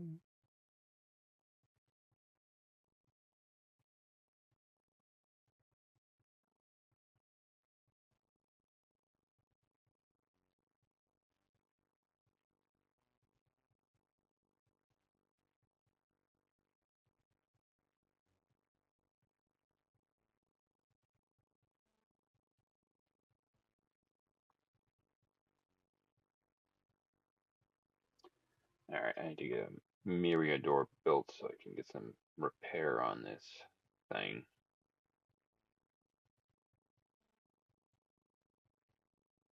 This is going to become an issue very quickly.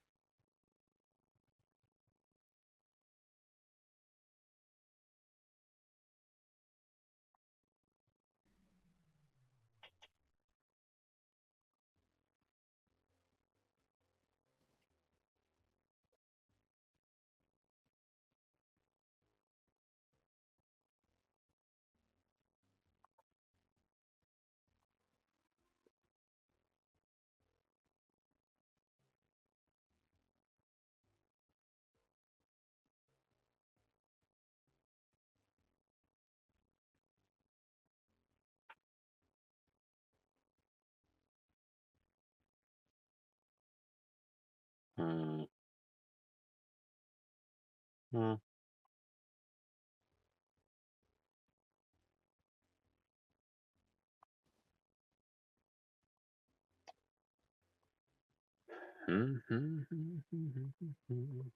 Beware, my brother, beware. For the female of the species is deadlier than the male.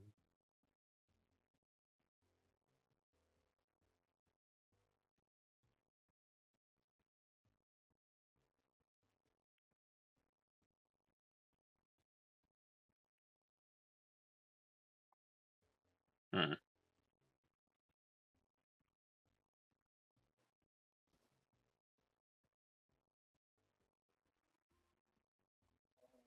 Come on.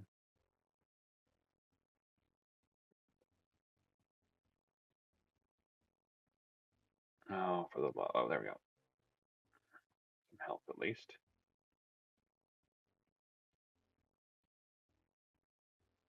And now hopefully we have some repair. A little bit at least.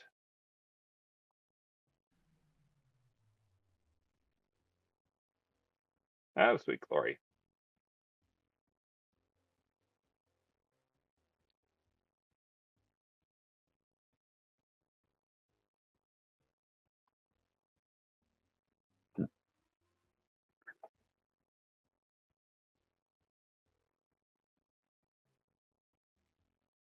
Oh, there's that.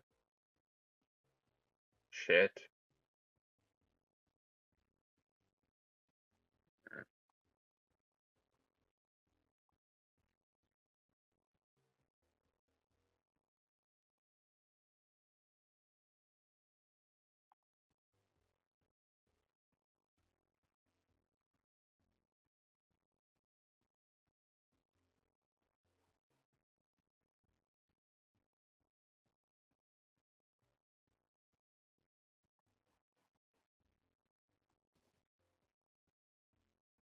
Hmm.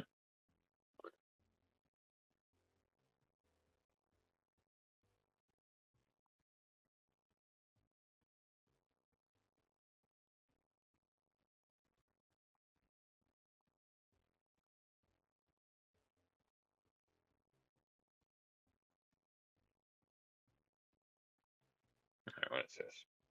55.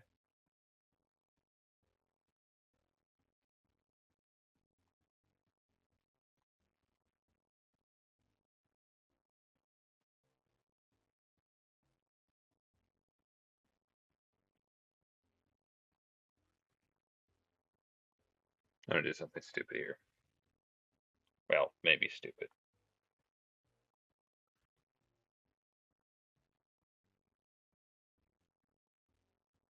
I think that's actually enough. All right.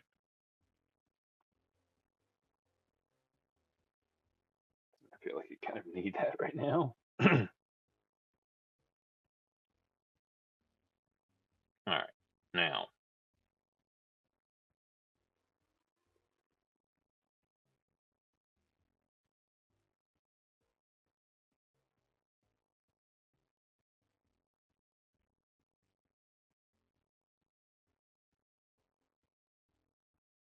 I'll take care of most of it a lot better.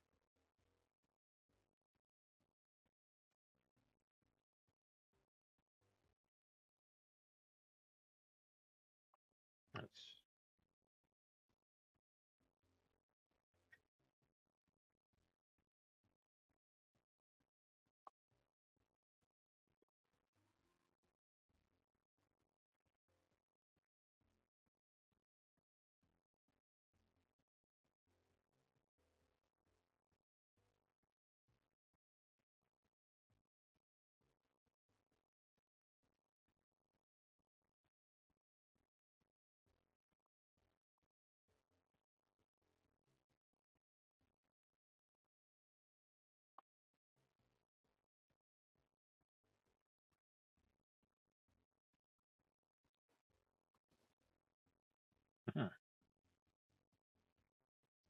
Bella T da.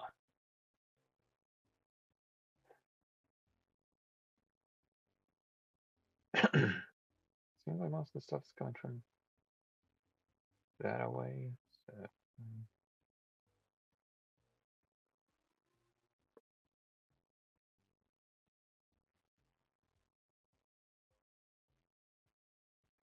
and of course, just as I say that, that thing comes around. Shoot.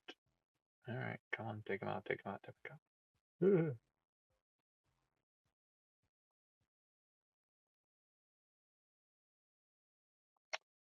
All right.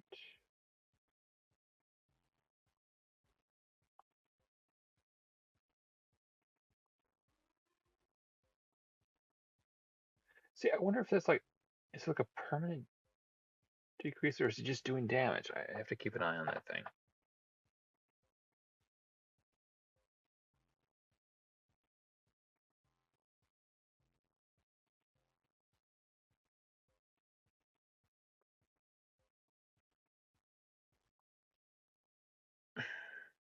Nice.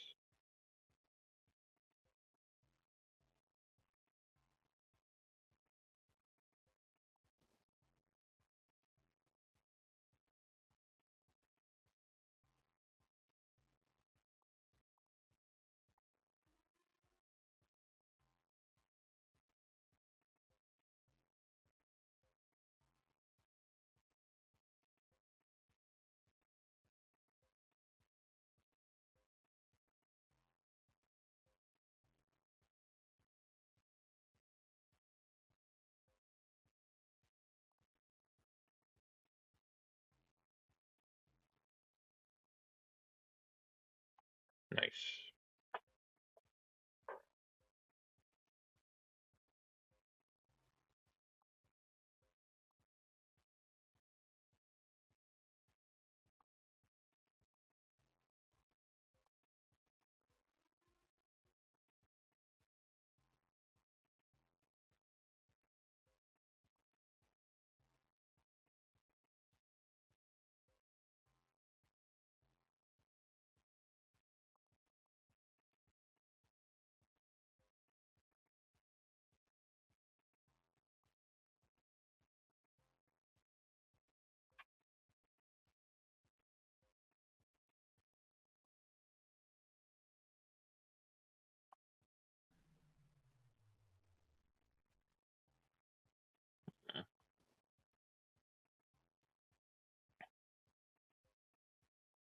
Do that. That was upgraded.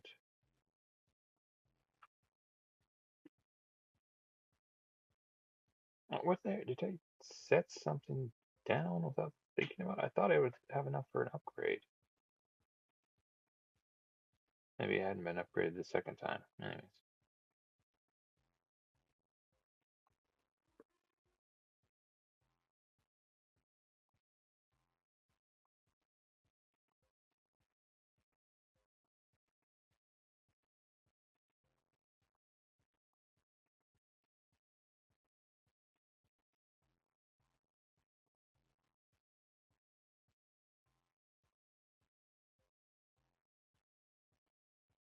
Let's get this back up and running.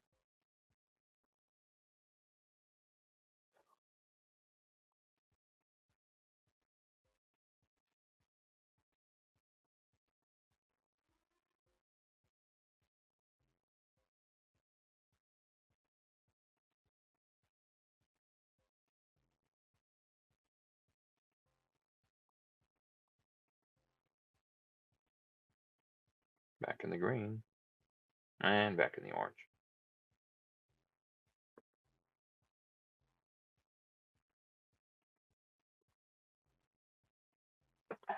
That is adjacent, right? Kind of want. Yeah, I think it's all good. It's all good. Right.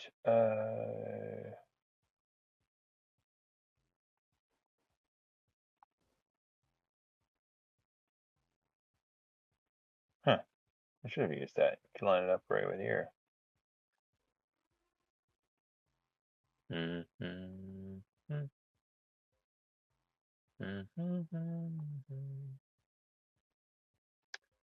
There.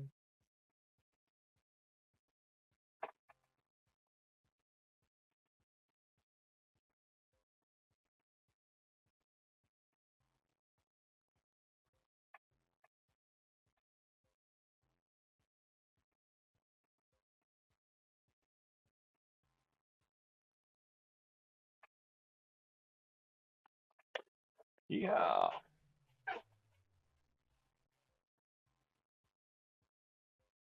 Alright, start upgrading these guys. If possible.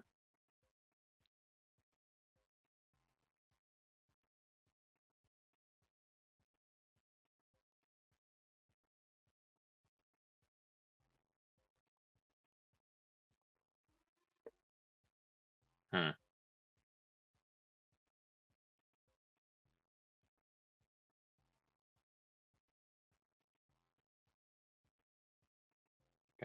Get it going. There we go. A little bit better. Ish. Maybe not. Kinda, sorta.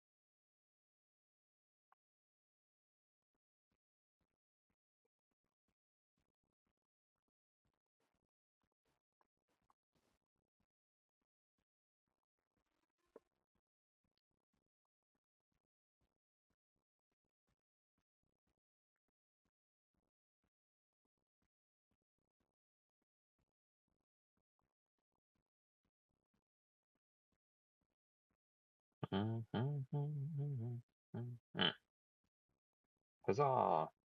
Starting to get ahead of it seems, a little bit. That's nice. All right.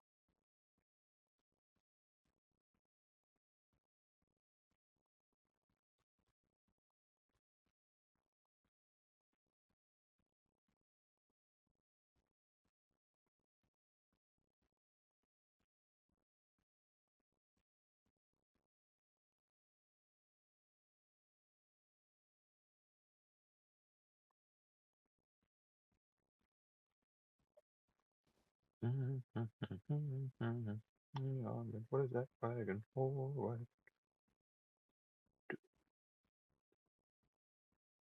Oh, stupid.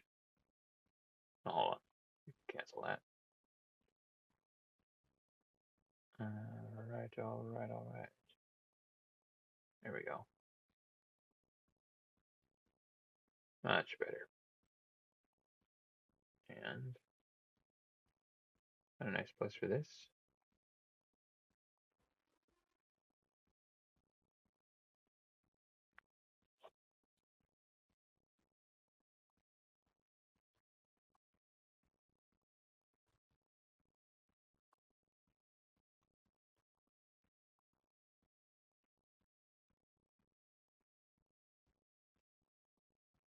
I might need to fix some of that. Put something heavier down there. There we go.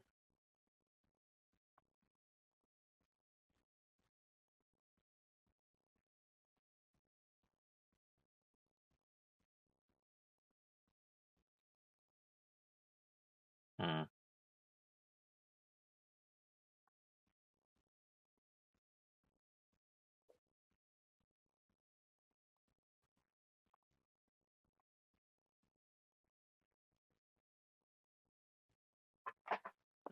Alright. For another turn there.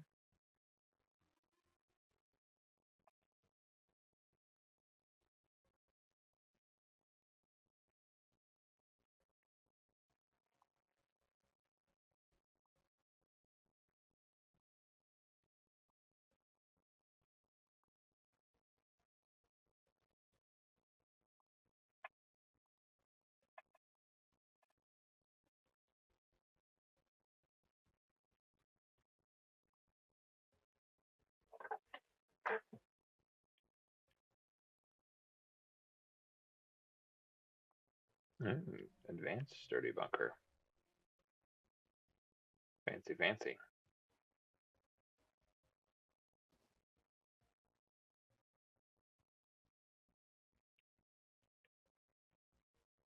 That's what I'm looking for here.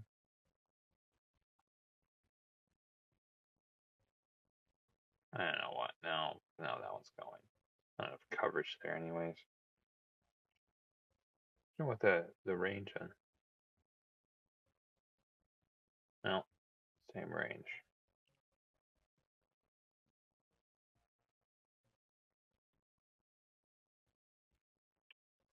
Can I actually go there?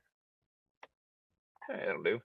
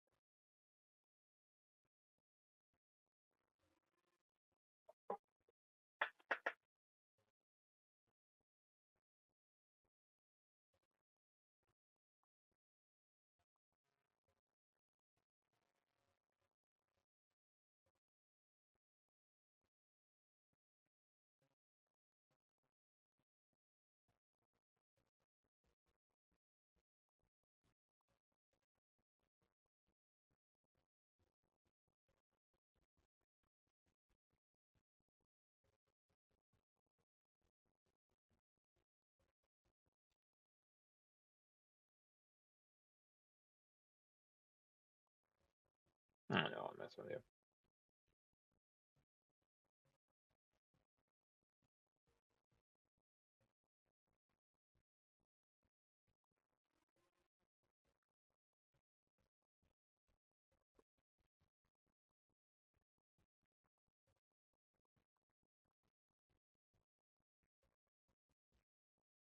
I should put that here.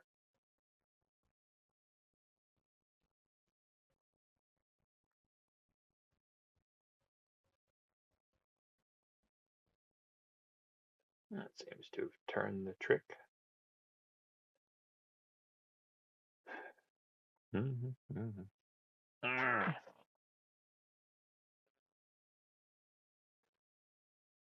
Man,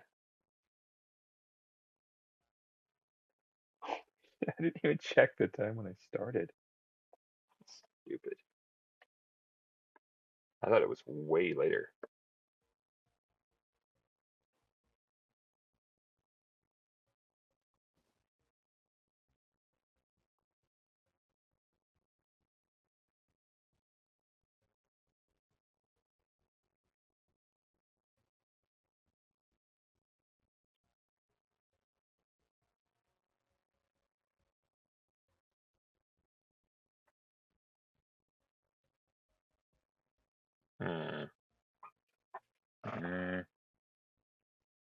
I'm supposed to put this thing.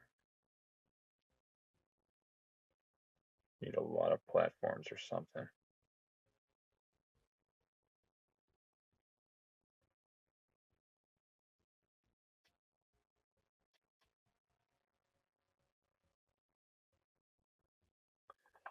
All right. So come on. Well, I can probably put up that plasma fence at some point here.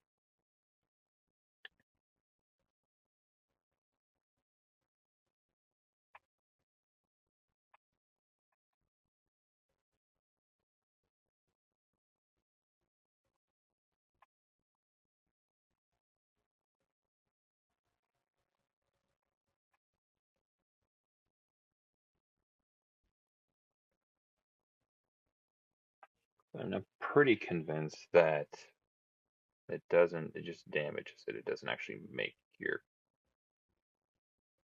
doesn't actually take down the hit points permanently, like a permanent nerf.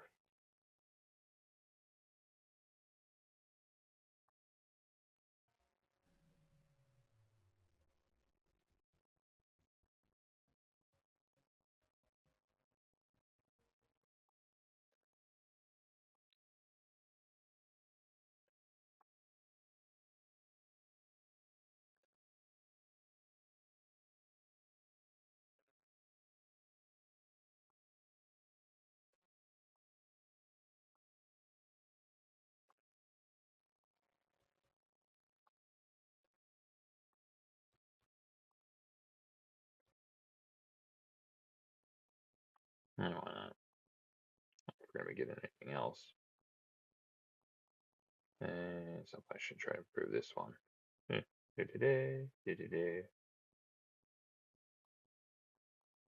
the Navy.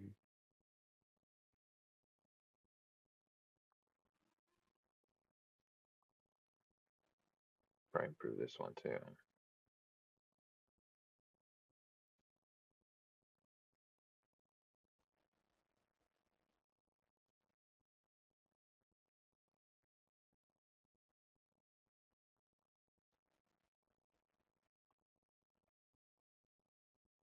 It's 3 targets behind the initial target. That would come in mighty handy, I must admit.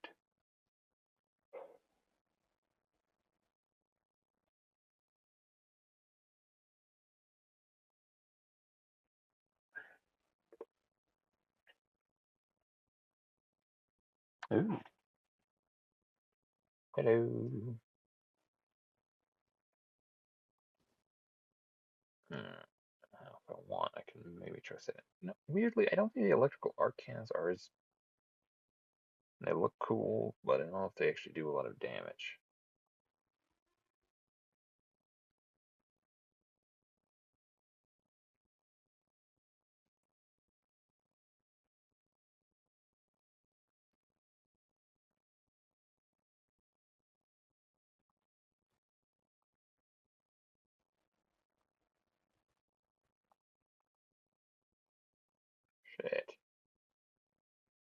That is going to be an issue at some point.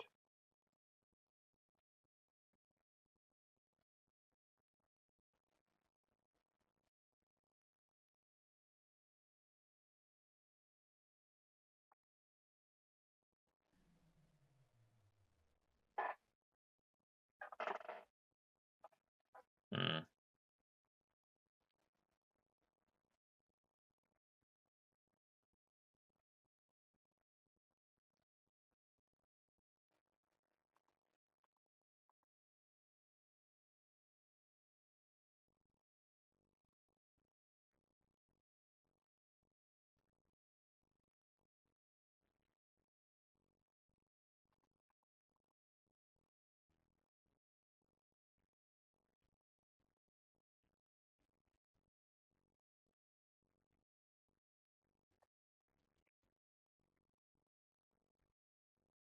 Hmm. Hmm.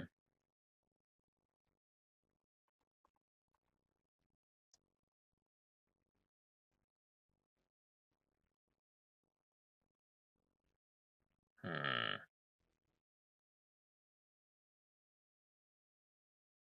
It's a really good place to put this.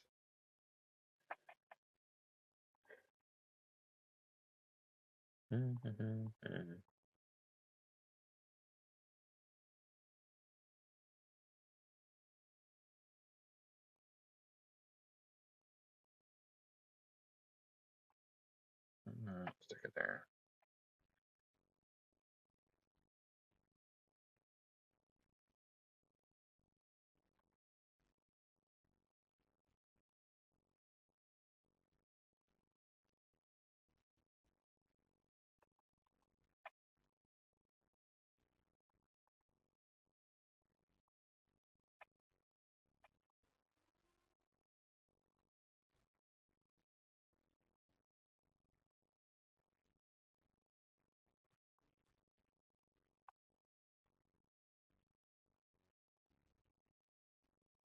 That's dead. That's deader than dead. Stupid. No, that's a terrible build. Alright. Stupid. Anyways, I think we'll probably be done for right now. I might record some videos after this, but I think we'll be done.